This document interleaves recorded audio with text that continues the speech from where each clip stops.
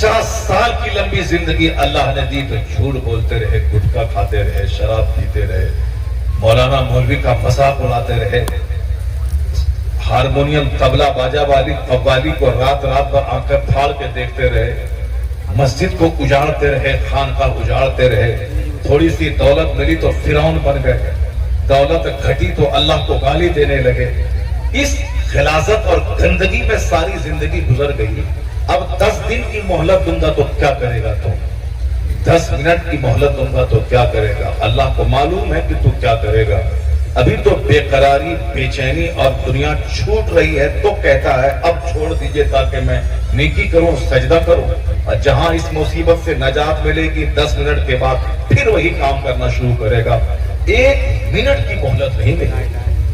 بندہ تڑپتا رہتا ہے، آنکھیں پھاڑ کے چھت دیکھتا ہے، آنکھیں پھاڑ کے اپنے بال بچے کی بھی نواسے نواسیاں پوتے پوتیاں سب کے چہرے کو دیکھتا ہے، لگتا ہے کہ میں پوتے کو گلے لگا لوں، میں اپنے نواسے کو گلے لگا لوں، مگر فرشتے کہتے ہیں کچھ نہیں۔ اسی لیے وہ تڑپتا ہوا دنیا چھوڑ کے چلا جاتا ہے۔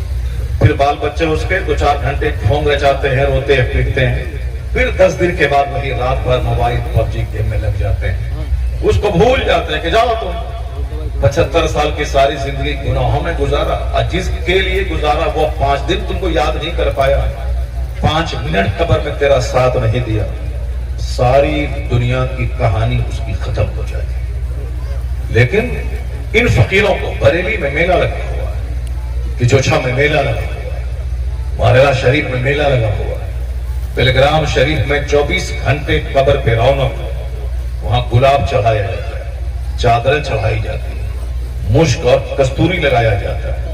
جن کے پاس کوئی بہت بڑی جاگیر نہیں تھی، بس ایک فارمولہ ہے کہ دنیا کا سارا کام سسٹم سے ہوتا ہے، دنیا والوں کے ناچنے گانے سے دنیا کا نظام نہیں بدلتا ہے۔ ایسا نہیں کہ یہ ناچے گا گائے گا تو اسلام ختم ہو جائے گا، یہ ناچے گا کودے گا مدرسہ دنیا کا سارا مٹ جائے گا، یہ کود کود کے مر جائیں گے، یہ ناچ ناچ کے مر جائیں گے، قانون بنا بنا کے مر جائیں گے، مگر اسلام کا ہر آنے والا وقت روشن ترین ہوتا چلا جائے گا۔ اسلام وہ پودا ہے جس کا جو کبھی خزاں رسیدہ نہیں، ہرا بھرا ہوتا رہے گا۔ پہلا وہ دن تھا ایک بندے نے کلمہ پڑھا تھا، آج 14,000 سال نہیں ہوئے، صرف 1400 سال ہوئے، 1500 سال ہوئے، ایک بندہ کلمہ پڑھا تھا، لیکن آج 200 کروڑ لوگوں کے نام کے ساتھ لفظ محمد جڑا ہوا۔ یہ 200 کروڑ محمدی فوج ہے پوری دنیا میں، 200 کروڑ فوج۔ دشمنی ہوتی رہی، مصطفیٰ کے دیوانوں کی تعداد میں اضافہ ہوتا رہا۔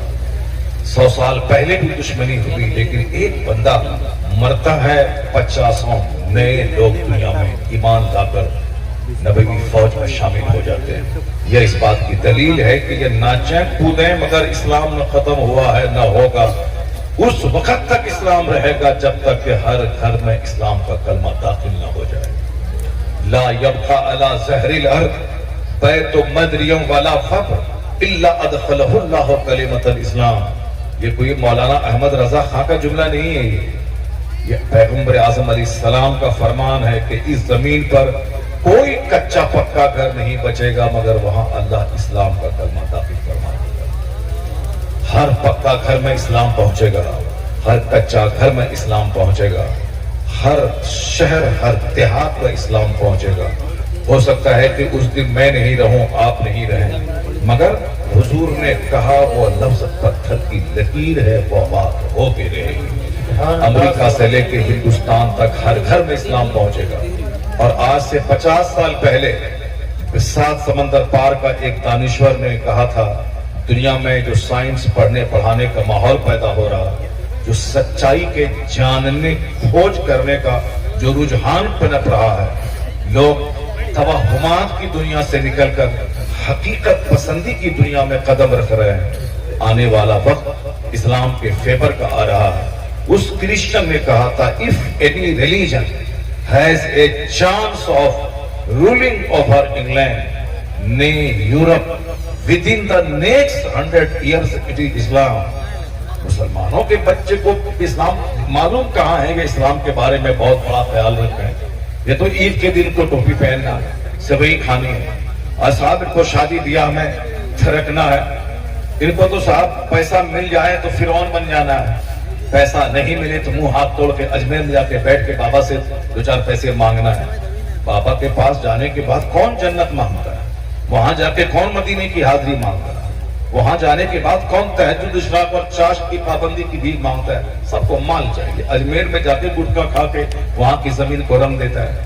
اجمیر میں جا کے ساری نمازیں چھوڑ کر 1 لاکھ گناہ کبیرہ کر کے چلا آتا ہے, اور پھر بھی امید کرتا ہے کہ مجھ کو مال ملے گا. نمازیں چھوڑ کے جو اجمیر جائے گا, نمازیں چھوڑ کے جو پلگرام اور مسوری جائے گا, کچھ نہیں ملے گا. اللہ کا فرض چھوڑ کر اللہ کے نیک بندوں کے آستانے پہ جائے گا, کچھ نہیں ملے گا. انعام دینے والا اللہ ہے, ذلیل کرنے والا اللہ ہے, عزت دینے والا اللہ ہے, بیمار کرنے والا اللہ ہے, شفا دینے والا اللہ ہے. یہ اللہ کے ولیوں کے مزارات ایک بہانہ ہے, اصل میں سب کچھ دینے والا تو اللہ کی ذات ہے. اللہ اگر نہ دے تو کوئی ولی, کوئی قطب ابدال ایک پیسہ تک نہیں دے سکتا ہے. یہ سب بندے ہیں جس خدا کی عبادت ان لوگوں نے کیا ہے. 40 برس عشاء کی وضو سے فجر پڑی ہے, تو جس رب کی عبادت کی ہے وہ رب اگر نہیں چاہے گا تو کوئی کچھ نہیں دے سکتا ہے. تو اس رب کی عبادت چھوڑ کر وہاں جانے سے کچھ نہیں ملے گا. وہ نجدی وہابی ہے جو کہتا ہے مزار پر جانے سے کچھ نہیں ملے گا. وہ گمراہ بدعقیدہ جہنمی ہے جو کہتا ہے نماز میں کچھ نہیں ملے گا, سب کچھ اجمیر میں ملے گا.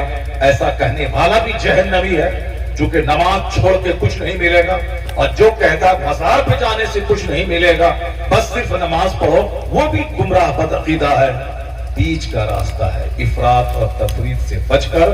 یہ ہے جو گڈھے میں نہیں بلکہ سیدھی جنت کی طرف جو راستہ جاتا ہے. اسی کا نام اسلام, اسی کا نام مسلک اہل سنت, اسی کا نام مسلک اعلیٰ حضرت ہے کہ صرف نماز نہیں پڑھی جائے گی, نماز بھی پڑھی جائے گی, نیاز بھی دلائی جائے گی, مسجد بھی جایا جائے گا, اجمیر اور بریلی بھی جایا جائے گا, روزہ اور زکات بھی ادا کی جائے گی, اور 12ویں شریف کا جھنڈا بھی ہاتھ میں لیا جائے گا, فرض بھی ادا ہوگا, نفل بھی ادا ہوگا. یہی سیدھا راستہ جنت الفردوس لے کے چلا جائے گا. یہی راستہ ہے جنت کا. اس بات کو گرہ باندھ کے رکھ لیں. نماز چھوڑ کے درگاہوں پہ سر پٹک کے مر جائیں, کچھ نہیں ملے گا. اور پھر اللہ کے ولیوں کی محبت چھوڑ کر مسجد میں سر پٹک کے رہ جائیں, کچھ نہیں ملے گا. جانا ہوگا اللہ کے دربار میں بھی جانا ہے, اللہ کے محبوب بندوں کے دربار میں بھی جانا ہے, تاکہ یہاں سے ان کی دعا ملے, وہاں سے خدا کی رحمت ملے. یہی مسلک اعلیٰ مسلک اعلیٰ حضرت ہو رہی کہ نماز چھوڑ کے درگاہوں پہ پڑے ہیں, کچھ نہیں ملے گا. من ترک الصلاۃ متعمدا فقد کفر, جس نے جان بوجھ کے نماز ترک کی, چھوڑا, اس نے کفر کیا, یعنی کفر کے قریب پہنچ گیا. مسند احمد کی روایت میں ہے کہ بے نمازی کا انجام فرعون کے ساتھ ہوگا, بے نمازی کا انجام قارون کے ساتھ ہوگا, بے نمازی کا حشر حامان کے ساتھ ہوگا. ان تینوں گھٹیا قسم کے کافروں کا نام لیا گیا ہے. مسند احمد کی حدیث میں آیا ہے, اور حدیث میں آیا ہے کہ بے نمازی کے لیے کوئی نور نہیں, کوئی قرآن نہیں, کوئی نجات نہیں. یہ کوئی عام مولوی صاحب کا فرمان نہیں, یہ حدیث میں آیا ہے. اس لیے آپ اس بات کو گرہ باندھ کے مت رکھیں کہ صاحب درگاہ پہ جانے سے ہی سب کچھ مل جائے گا, مسجد جانے سے کیا ہوگا. نہیں, افراط اور تفریط سے بچ کر سیدھا راستہ, اسی کا نام صراط مستقیم, یہی اسٹریٹ پاتھ ہے, یہی ہے مسلک اہل سنت, یہی سیدھی راہ ہے جو جنت کی طرف جاتی ہے. من نہیں چلے گا, وہاں مصطفیٰ کا فرمان چلے گا. اپنے من میں جو خیال آتا ہے اپنے سے گڑھ کے جو لکھ دیا وہ نہیں چلے گا. حدیث کی چلے گی, قرآن کا چلے گا. قرآن اللہ کا فرمان ہے, حدیث رسول پاک کا فرمان ہے. تو حدیث کی چلے گی, قرآن کا چلے گا, اللہ کا چلے گا, اللہ کے رسول کا چلے گا.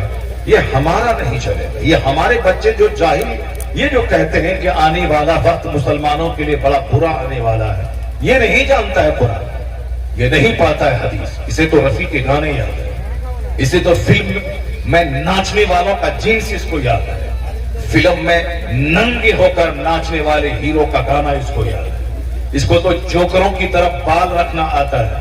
یہ حضور کی بات سن کے صرف اچھلتا ہے جلسے میں، باقی 24 گھنٹے اپنے گھروں میں اسے اس کے لیے ماڈل مصطفیٰ کے ساتھ نہیں ہے، اس کے لیے ماڈل فلم کا ایکٹر ہے، اس کے لیے ماڈل فلم کی ایکٹریس ہے، اس کے لیے ماڈل شادی بیاہ میں فلم کا ایکٹر ہے. تو عقیقہ ختنہ تمام تقریبات میں فلم کے ایکٹر کی نقل وہ کرتے ہیں، مصطفیٰ کی نقل کہاں کرتے ہیں؟ حضور کی بات کہاں مانتے ہیں؟ ہماری شادی کافروں کی طرح، ہماری تقریبات کافروں کی طرح، ہمارا لباس کافروں کی طرح، ہمارا چہرہ کافروں کی طرح، ہمارے سر کے بال کا اسٹائل کافروں کی طرح. میری جوان بیٹیاں جو اسکول کالج میں تعلیم حاصل کر رہی ہیں، ان کا جینس ٹی شرٹ کافروں کی طرح. پھر کیسے امید کریں کہ رحمت نازل ہو فرشتوں کی طرح، اللہ کے ولیوں کی طرح؟ میں جو چاہوں میں ہاتھ اٹھاؤں، ساری دعائیں میری قبول ہو جائیں. ان سارے سوالات کا جواب میں قرآن کریم کی ایک آیت پڑھ کے آپ کے سامنے رکھتا ہوں، چونکہ آج بکواس بہت ہے، بکواس ہے. غوث پاک کہاں ہے؟ غوث پاک کس دن کے لیے ہیں؟ جب ہندوستان تباہ ہو جائے گا تب غریب نواز کی کرامت آئے گی کیا؟ جب پورا بغداد تباہ ہو جائے گا تب غوث اعظم کرامت دکھلائیں گے کیا؟ جب مسلمان تباہ ہو جائے گا تب اللہ کے ولیوں کی کرامت ظاہر ہوگی؟